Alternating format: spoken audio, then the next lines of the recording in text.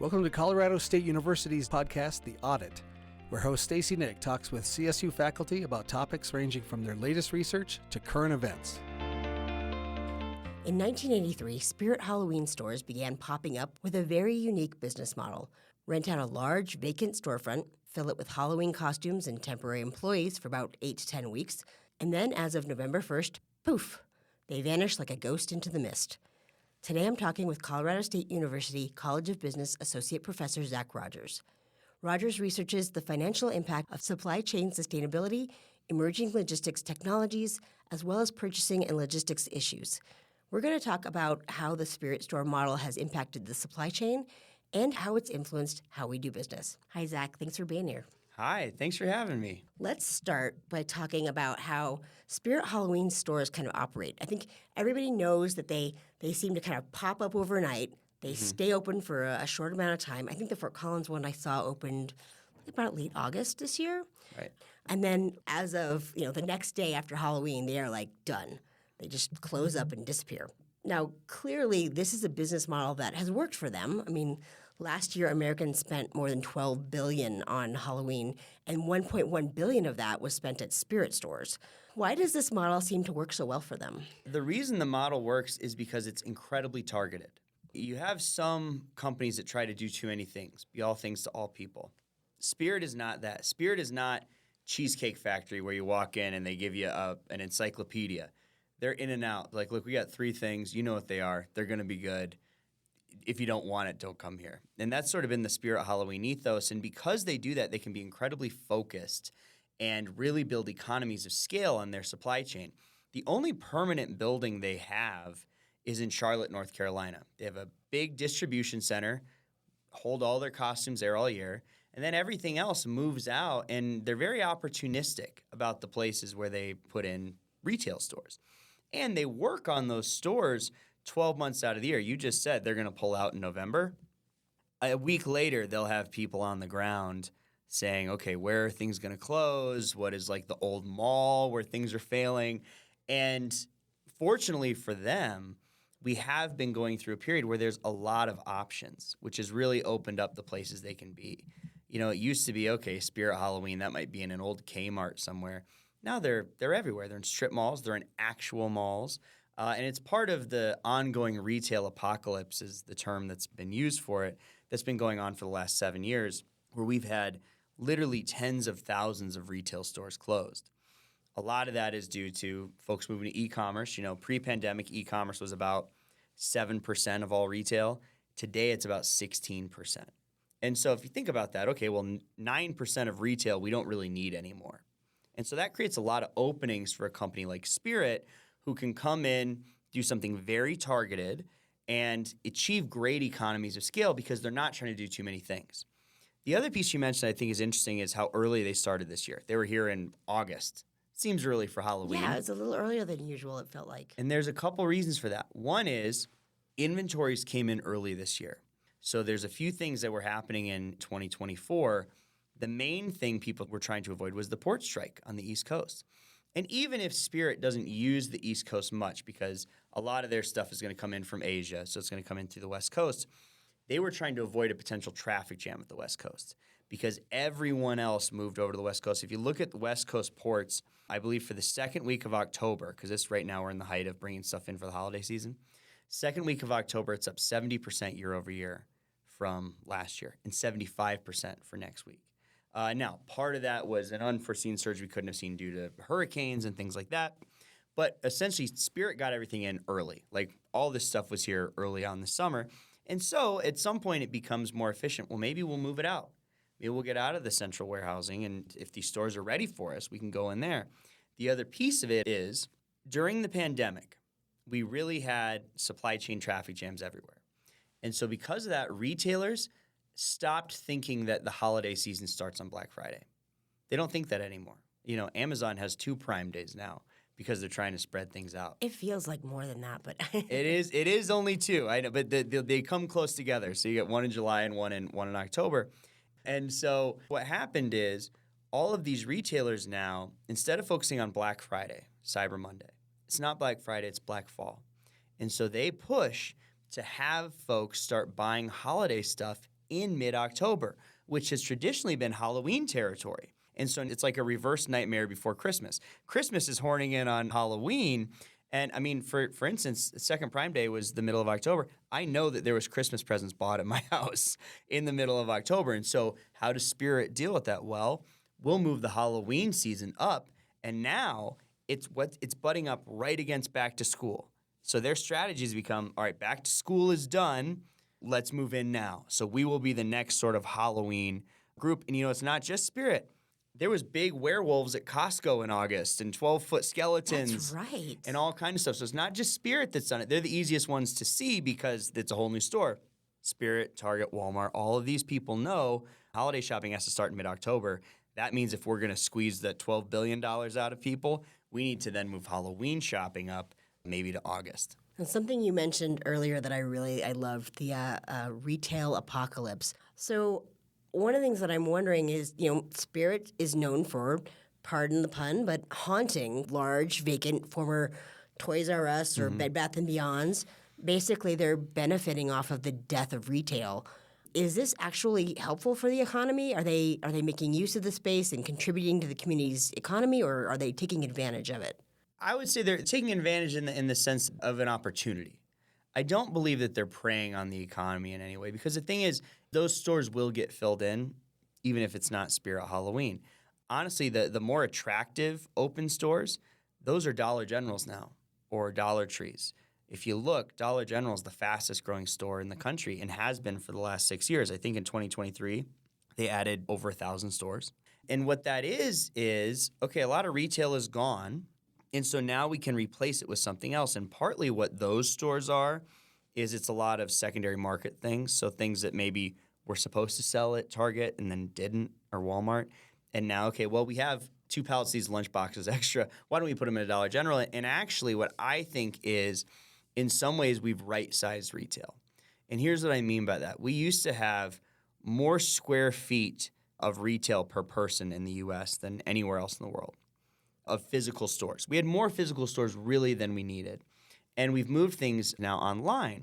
And what that does is it allows, in some ways, more inclusive stores into these spots. So if you think about what a Dollar General is versus like an Aeropostale or American Eagle or any of the places I got a shirt from in high school, it's more inclusive. It has more types of products and more people are going to be able to shop there. And so there's actually a social good in some ways to these things opening up because you're not paying much for these contracts to be in these places. And it's replacing maybe what was an expensive store with something that's a little more affordable and brings things to people that they wouldn't have had otherwise. Every kid deserves to be a Ninja Turtle on Halloween if they want to and get candy. And really what I think Spirit Halloween does is they see an opening in the market and they bring opportunities to people to have Halloween. I mean, they make it closer to people's house. I'm going to go to Spirit Halloween at some time in the next couple weeks before Halloween starts.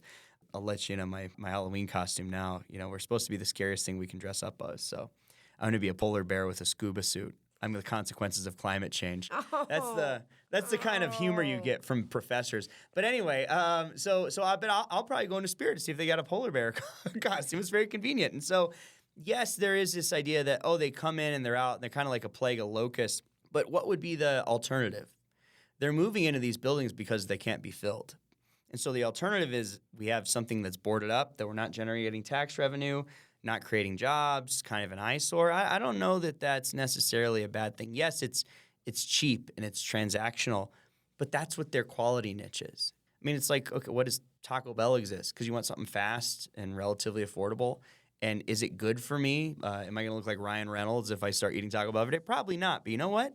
Sometimes you want a Mexican pizza. And so it's the same way. In many ways, Spirit Halloween is the Mexican pizza of retail where, look, it has a time and a place, and I don't think that they're necessarily being predatory in any way. And not everyone is a fan of this model. Spirit was recently skewered in a Saturday Night Live skit. Spirit responded with a meme of a fake costume for a, quote, irrelevant 50-year-old TV show. Mm-hmm.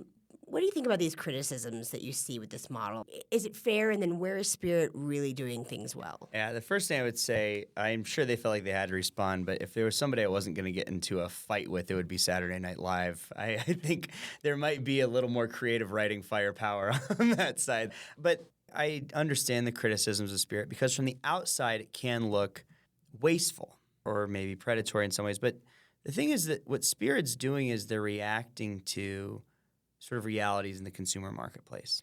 Halloween is a wasteful holiday.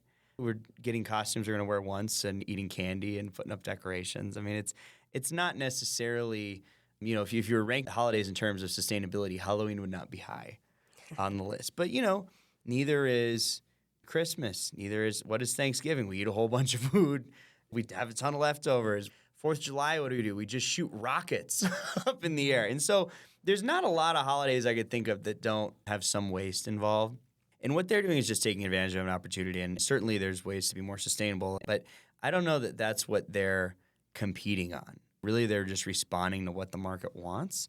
And they figured out an interesting niche. There's other places that have tried to do this kind of thing. If you look at, say, Party City, they're sort of year-round, but their best time really now is copying what Spirit does in late September and October and becoming that kind of store. And so there's niches everywhere, and it's an easy target.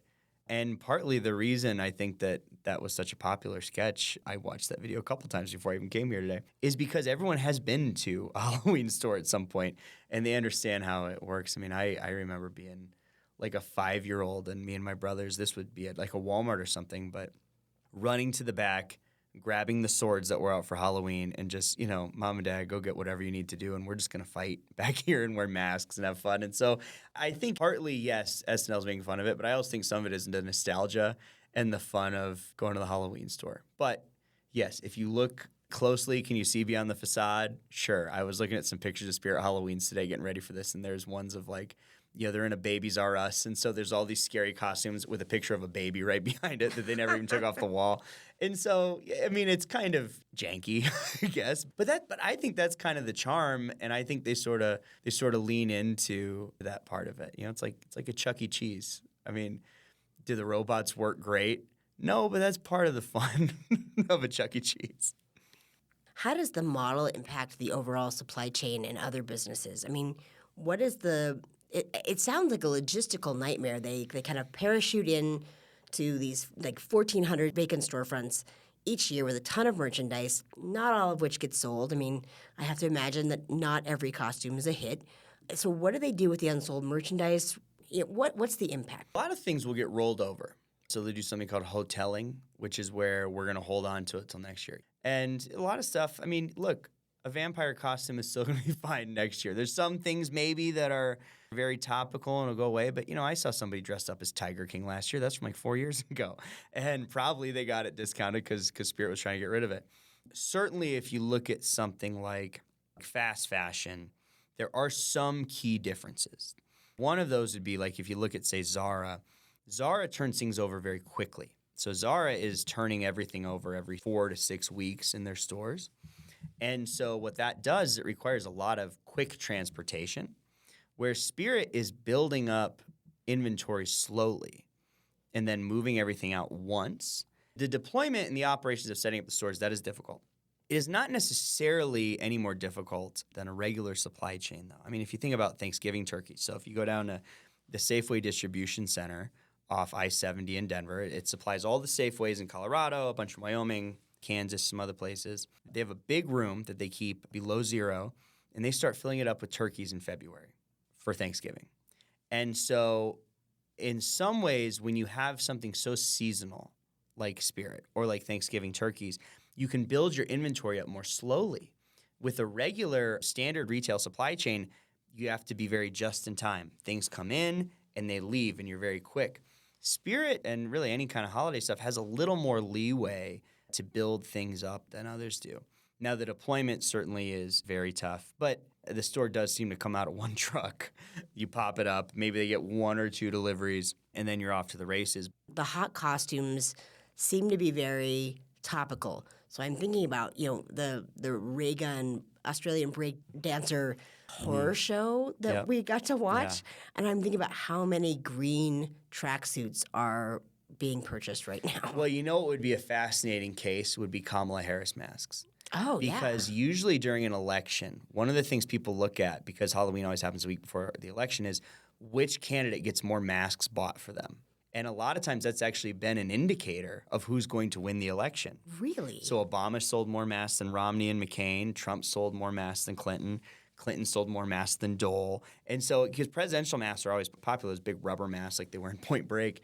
And I'm sure that Spirit Halloween is sitting on a big couple crates, probably more than a couple crates, of Joe Biden masks that they can't move anymore because of the switch to Kamala Harris in July. And so that would actually, I'd be fascinated to know if they were able to repurpose any old masks, if they could, I mean, whatever they could do and how quickly they could, because the masks are tough to manufacture because you got to get the mold in and everything. And so it'd be interesting to see if they were able to get in a bunch of Vice President Harris masks ahead of time and if they're able to offload any of the President Biden masks. Oh my gosh. With it being so profitable, why haven't we seen maybe more businesses adopting this kind of model? Besides Spirit, I feel like there's no one else doing this. There's a lot of competition here, and in some ways, Spirit kind of, when they were established, is at the right time. Right, started in '83, sold to Spencer's, I think, in 1999, right when mall stores would have had some money to throw around. They have a what's called a first mover advantage, where they came in and they've built up big economies of scale. They have the cash on hand to lease all of these stores. They've got the huge warehouse in North Carolina and the distribution network set up to move things out when they need to. And so it would be difficult for like sort of a new store to open in this space. You'd be small. And if you're competing for the same space against a Spirit, you're going to get outspent probably is what I would guess. And there's not that much room really because, yes, Spirit comes in. But, I mean, think about all the Halloween stuff sold by Amazon, Walmart, Costco, Target, your big traditional retailers, even Dollar Store. There's not a lot of space. And then even if you're like, okay, we'll come in on the low end, well, that's what Goodwill and Salvation Army and whatever your local thrift store might do too. And so there's a lot of pressure for Halloween, and Spirit has sort of carved out this niche. And I don't know that niche would exist anywhere else. We've been talking a lot about Halloween and also another holiday, Christmas, and I just saw that Spirit Halloween is now expanding to Christmas. This year they'll be taking the same model and adding Spirit Christmas storefronts. They're doing kind of a soft launch. They've been able to make it in the Halloween world, but now they're going up against the big boys, the legacy brick and mortars, not to mention online stores. How do you think they're going to fare there? Yeah, these are the major leagues now. Everybody does Christmas. I think they can be successful. It is interesting. I think in 2024, they're launching with 10 stores around like New York, New Jersey, Connecticut, kind of tri-state area up there.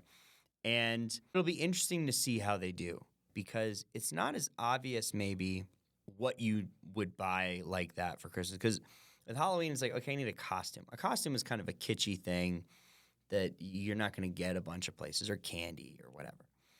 For Christmas, and maybe you could sell things like wreaths, trees, ornaments, kind of very specific stuff like that. And there probably is a market for that.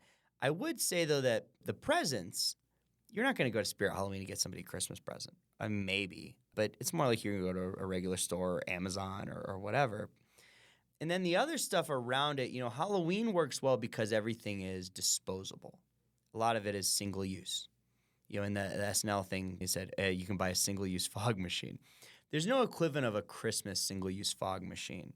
And you have trees, but, you either have a tree you're going to go cut down somewhere or a fake tree that you've had since your mom gave it to you in college. And you have ornaments and stuff like that I don't think are as sort of consumable. I think Christmas is probably a less consumable holiday for the things that aren't gifts. Certainly Christmas gifts, we buy more than we need, give people more than we need, spend more than we have. That's, we've been saying that since Charlie Brown. But it's less obvious to me what this is going to be. Now, it's less obvious to me, but I haven't been to a Spirit Christmas store. So maybe they have a great idea and they nailed Halloween, so maybe they can do this. I will say they're not the same brand that they are in Christmas as they are in Halloween. They've really changed. It's not the scary Grim Reaper guy. It's like Santa winking at you. I've seen their logo. I don't know that people will immediately know, oh, this is Spirit Halloween, but for Christmas. And there's so much competition retail-wise around that time of the year. I mean, there's whole industries that they don't make money until October. I mean, that's why Black Friday is called Black Friday. That's when companies go from the red to the black. And so there's a lot of competition. I wish them well, but there's a lot of competition. Maybe it'll work, and it is interesting. And I'm sure people will go in and look around and see if there's anything there, but it will be the test this year to see if it works. And then, I mean, if we see them in Colorado in 2026, we'll know, hey, all right, I guess this is a good idea. But right now, I'd say definitely the jury's out. But they have the infrastructure to do it. It's just, do they have the product in the right market? So time will tell. You know, I think you might honestly be better off with Spirit Valentine's Day. Just, Ooh. again, more candy, cards, little. I mean, it comes from Spencer's Gifts, right? So you know they already have like the cheesy romance items they can sell. So Some I'm with stupid T-shirts. Exactly. Yeah, they're both pointing at each other, but I'm in love with stupid or whatever. Yeah, so I think there's a market opportunity there. We can talk about it after we turn the mics off if you want to go in on that. Sounds good. Yeah, Spencer's, don't be stealing our idea here. Exactly. We're yeah. trademarking this. Well, Zach, thank you so much for talking with me today. I really appreciate it. Yeah, it was a lot of fun. That was CSU Associate Professor Zach Rogers talking about Spirit Halloween's unique business model. I'm your host, Stacey Nick, and you're listening to CSU's The Audit.